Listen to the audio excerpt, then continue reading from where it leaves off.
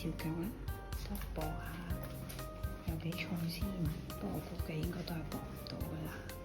今日咧就去咗海邊戳墨魚，咁可能因為天氣關係，即係大風吹到啲頭髮咧飛咗好多。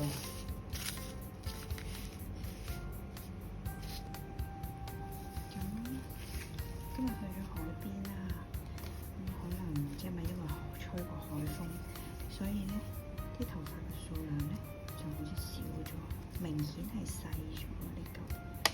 唔緊要，咁我哋都係照樣上磅啦。依然都係未有㗎，咁就黐住佢先，等到聽日咧，咁咧我就會一次過磅晒，究竟咧而家個總數係有幾多啦？今日係